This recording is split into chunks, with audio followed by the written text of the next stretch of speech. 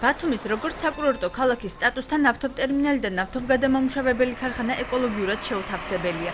ასეთი შეფასება გააკეთეს დღეს ურბანისტებმა და ბათუმის საკრებულოსთან არსებულმა სამოქალაქო მრჩეველთა საბჭომ.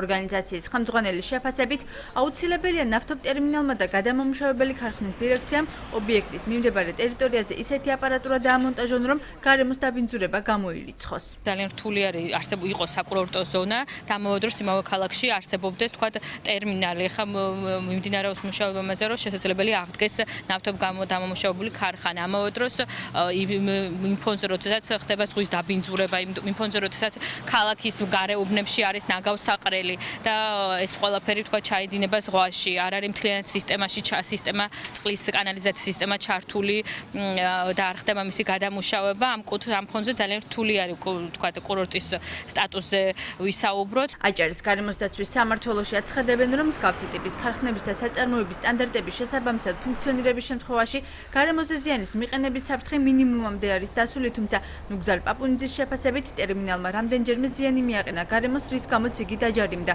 ამგვარ სანქციებს სამოქალაქო მრჩეველთა საბჭო არაეფექტურად მიიჩნევს. ბათუმის ნავთობტერმინალს ანალოგიურად ამ საწარმოებს მიღებული აქვს გარემოზე ზემოქმედების ნებართვა საქართველოს გარემოს დაცვის სამინისტროდან. ანალოგიურად აქაც განსაზღვრული არის ფუნქციონირების პირობები, იგივე ნავთობის მიღება-გადატვირთვის ოპერაციებთან დაკავშირებით. თუ საწარმო როცა არ აღღვევს ამ პირობებს, მაშინ არავითარი პრობლემა არ არსებობს. გარემოზე უარყოფითი ზემოქმედება მინიმალურია, მაგრამ ადრეულ პერიოდში, გასულ წელში იყო შემთხვევები, როცა ეს პირობები გარკვეულწილად ირღვეოდა, აქ ფედერალობაში მაქვს ნავთობის მიღება-გადატვირთვის ტექნოლოგიური რეჟიმის დარღვევა. ამ თემაზე სატელევიზიო კომენტარი არ გააკეთეს ნავთობტერმინალისა და ნავთობგადამამუშავებელი ქარხნის წარმომადგენლებმა. ობიექტის ამჟამინდელი მენეჯერის ინფორმაციით ამ ეტაპზე ქარხანა პარალიზებულია. მისი ამოქმედების მიზნით კი ინვესტორებთან მოლაპარაკებები მიმდინარეობს.